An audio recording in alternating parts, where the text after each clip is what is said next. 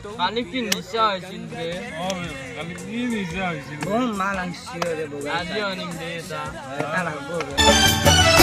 আমি গাঁৱৰ মদাহী আমি লোকেল মদাহী এই মদে সিকেইটাক যোনদিনাই সোনদিনাই দেখা পাওঁ এই পাহাৰত চালা এহঁতক মদেই ধ্বংস কৰলা এই দাদাই কিবা কৈছে দাদা মদাই বুলি নক'ব মদ খাইছোঁ নিজৰ পইচা দিয়ে খাইছোঁ আৰু দাদা আপোনাক ধন্যবাদ আপুনি যে কৈছে আচলতে আমাৰ তাত ভুল নাই কোনো জীৱন আমি ধ্বংস কৰা নাই আমাৰ জীৱন আমাক তাৰমানে মদেহে ধ্বংস কৰিছে আপোনাক ধন্যবাদ দাদা আপোনাক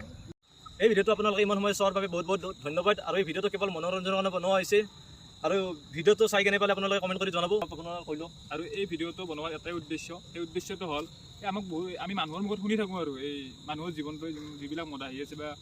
নিচাজাতীয় সামগ্ৰী সেৱন কৰে এই তেওঁলোকক কয় যে ইহঁতক মধ্যে ধ্বংস কৰলা বা কিবা বেলেগ বস্তু ধ্বংস কৰলা আচলতে সেই ধ্বংস কৰাৰ কাৰণটো হৈছে সেইবোৰ বস্তু যেতিয়া আমি হাত নিদিওঁ বা সেইবোৰ বস্তু আমি নাখাওঁ তেতিয়াহ'লে আমাৰ জীৱনটো এনেই সুস্থ থাকিব সেইবিলাক বস্তু নাখাব কোনেও ক'ব লগা এইখিনি